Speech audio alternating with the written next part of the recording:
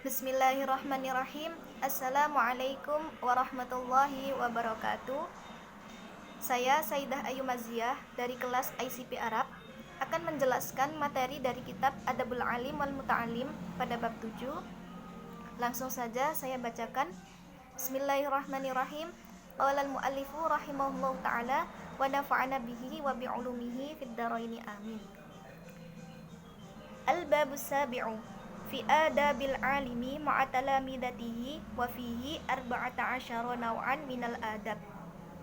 Jadi dalam bab 7 ini menerangkan bagaimana sehendaknya sikap bagi seorang pendidik dalam mengajarnya, yang mana sikap yang diterangkan dalam bab ini terdapat 14 cabang.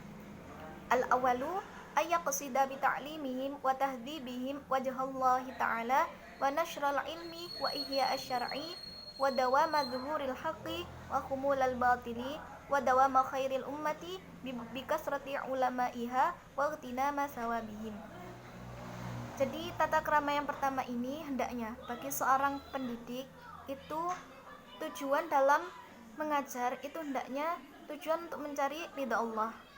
Yang kedua yaitu untuk menyebarkan ilmu, yang ketiga yaitu untuk menghidupkan syariat, yang keempat yaitu terus-menerus menegakkan kebenaran, yang kelima yaitu untuk meredam kebatilan, yang keenam yaitu melanggengkan kebaikan umat dengan cara banyaknya para ulama, yang ketujuh yaitu niat untuk memperoleh pahala. Kemudian yang kedua yaitu wasani alla yamtani'a an ta'limit talibi li'adami khulusi niyatihi fa inna husnan niyati marjuun bi barakatil ilmi. Yang kedua yaitu ketiadaan keikhlasan niat pelajar itu hendaknya tidak menghalangi pendidik untuk mengajar. Karena kenapa? Karena kebagusan niat itu diharapkan muncul sebab keberkahan ilmu. Nah, maksudnya di sini bila mana ada seorang pelajar itu dalam niatnya itu tidak baik atau belum benar, maka hal tersebut ini janganlah menjadi penghalang bagi seorang pendidik untuk mengajar. Oleh karena itu, tetaplah mengajar, maka dengan keberkahan ilmu ini akan menjadikan niat seorang pelajar itu menjadi baik, seperti itu. Kemudian cabang yang ketiga yaitu wasalisu ayyuhibba li talibihi ma yuhibbu li nafsihi kama warada fil hadisi wa yukrahu lahu ma yukrahu li nafsihi. Yang ketiga yaitu hendaknya bagi seorang pendidik itu mencintai para pelajarnya sebagaimana ia mencintai dirinya sendiri. Kemudian sebagaimana hadis menerangkan bahwa bencilah pelajar sebagaimana engkau membenci dirimu sendiri. Lah, hal ini yang dimaksud ialah ketika kamu memperlakukan seorang pelajar atau pelajarmu, hendaknya kamu memperlakukan sebagaimana kamu diperlakukan, seperti itu. Lah, hal ini diterangkan di sini bahwa wa ya'tani bi masalihit talibi wa yu'amiluhu bima yu'amilu a'azza auladihi minal hununi wa syafaqati alaihi wal ihsani ilaihi was sabri ala jafahu. Maksudnya di sini ialah contohnya memperhatikan kemaslahatan para pelajarnya dengan cara ia berhubungan atau berinteraksi dengan para pelajarnya seolah-olah ia berhubungan atau berinteraksi dengan para anaknya yang paling mulia dengan cara bersikap lemah lembut, kemudian senantiasa dan selalu berbuat baik, kemudian bersikap sabar atas semua tingkah laku yang tidak berkenan dalam hati pendidik. Kemudian yang keempat yaitu warabi'u ayusmihalahu bisuhulatil ilqa'i fi ta'limihi wa husnit talafudhi fi tafhimihi. Yang keempat yaitu hendaknya seorang pendidik ini dalam mengajarnya itu memudahkan kepada para pelajarnya untuk memahami ilmu yang diterangkan olehnya. Nah, di sini dijelaskan bahwa hendaknya pendidik dalam mengajarnya itu memberikan kemudahan kepada para pelajarnya dengan cara melafalkan atau memberikan pemahaman yang mudah difahami, yaitu dengan memberikan gambaran-gambaran atau ungkapan-ungkapan yang mudah difahami oleh mereka. Kemudian yang kelima yaitu ayahdusu ala ta'limihi wa tafhimihi bibadli juhdihi. Yang kelima yaitu hendaknya para pendidik itu semangat dalam mengajarnya, semangat dalam memberikan pemahaman kepada para pelajarnya dengan cara mengerahkan segala upaya dan dayanya dalam mengajar. Nah, hal ini bisa dilakukan dengan cara wataqribil ma'na min ghairi iksarin la yahtamiluhu dhihnahu aw bastala yudbituhu hifdhuhu wa yudahu lil mutawaqqifid dhihni al-ibarata fihi wa yahtasibu i'adata syarhi lahu wa tikraruhu, yaitu dengan cara tidak banyak penjelasan. Maksudnya di sini tidak ada penjelasan, tidak banyak penjelasan, yaitu jangan memberikan penjelasan yang terlalu bertele-tele atau selalu diulang-ulang. Karena kenapa? Hal tersebut akan membuat para pelajar itu bosan dengan penjelasan tersebut. Maka berilah penjelasan yang mudah difahami dengan cara memberikan gambaran-gambaran atau ungkapan-ungkapan atau makna-makna sederhana yang mudah untuk diterima dan difahami oleh para pelajar. Kemudian yang keenam yaitu wasadisu ayat luba minat talabati lima qaddamala ayat luba minat talabati fi ba'dil awqati i'adatal mahfuzati wa yamtahinu dabtahum lima qaddama lahum minal qawaidi al-mabhamati wal ma'sail gharbiyati. Yang keenam yaitu hendaknya para pendidik ini meminta sebagian waktu dari para pelajarnya untuk mengulangi hafalannya. Karena kenapa? Dengan cara mengulangi hafalannya itu akan membuat daya ingatan para pelajarnya itu menjadi kuat, seperti itu. Kemudian memberikan ujian atau contoh atau sesuatu yang bisa membuat daya nalarnya seorang pelajar ini menjadi tumbuh dengan cara memberikan kaidah-kaidah yang samar atau permasalahan yang asing, sehingga para pelajar ini akan termotivasi untuk berpikir mengenai hal tersebut. Kemudian yang ketujuh yaitu annahu idza salaka at-talibu fi tahsili fawqa ma yaqtadihi halahu aw ma yahtamiluhu taqatahu wa khafa asyaykhu dajrahu aw sahu birrifqi bi nafsihi. Yang ketujuh, bila mana seorang pelajar ini mempelajari sebuah ilmu yang mana ilmu ini tuh di atas kemampuannya. Nah, sedangkan para pelajar ini ia merasa mampu menanggung ilmu yang ia pelajari. Namun pendidiknya atau gurunya itu khawatir bila mana dengan mempelajari ilmu tersebut akan membebani pikiran dan hati pelajar ini. Nah, maka hendaknya bagi seorang pendidik ini sebaiknya menasihati dengan tutur kata yang lembut dan tutur kata yang halus. Karena kenapa? Nasihat yang diungkapkan atau diberikan dengan cara yang halus akan mudah diterima oleh para pelajar.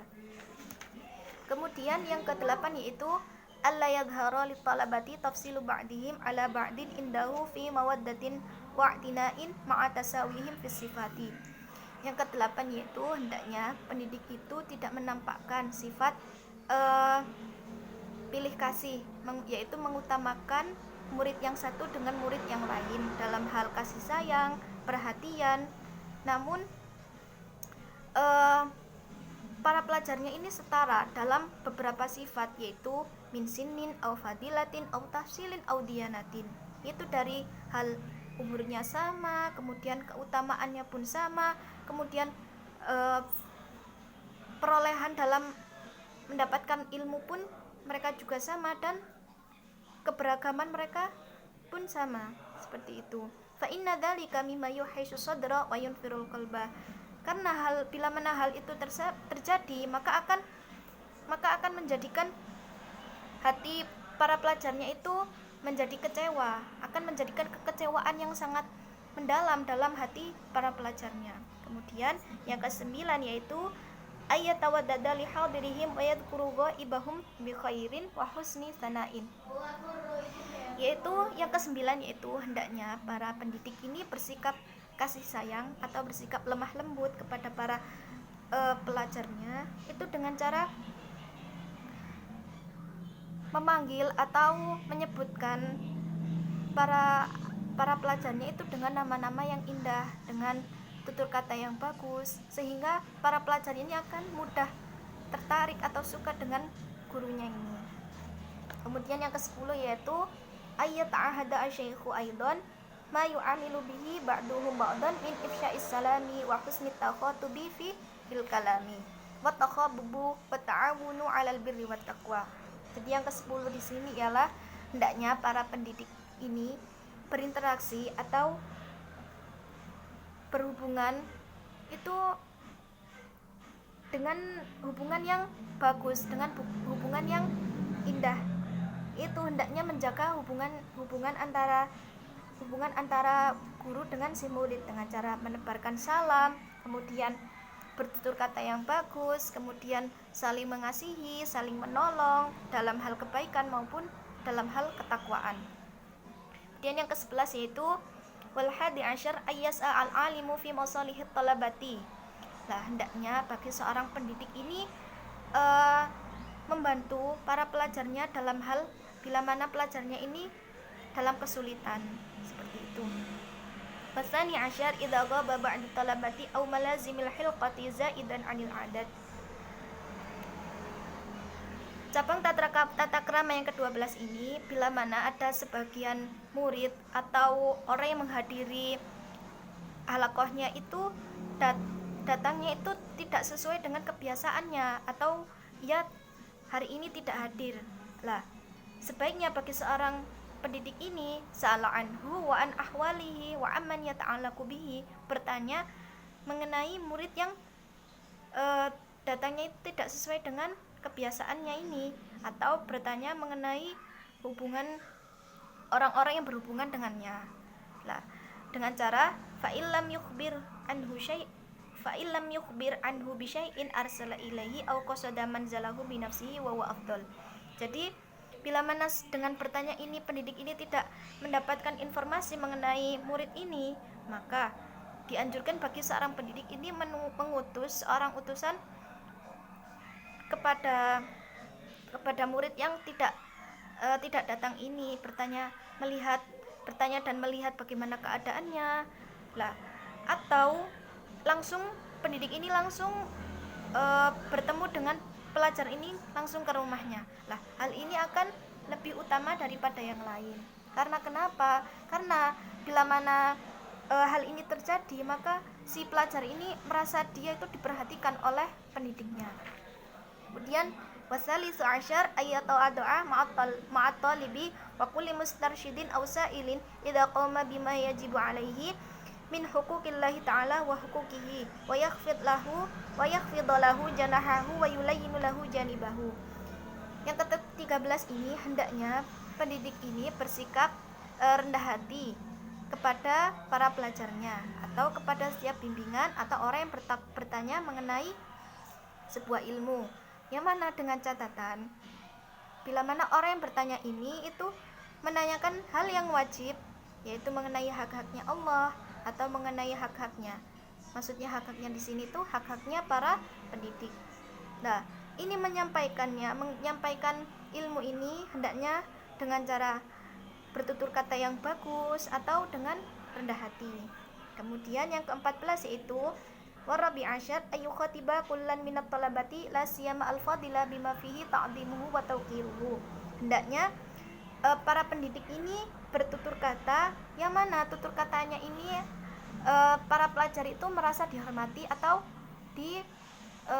diagungkan dengan cara wa yunadi bi ahabbil asma ilaihi, dengan cara memanggil para pelajarnya dengan nama-nama yang paling ia cintai, kemudian mengucapkan salam dan lain-lain.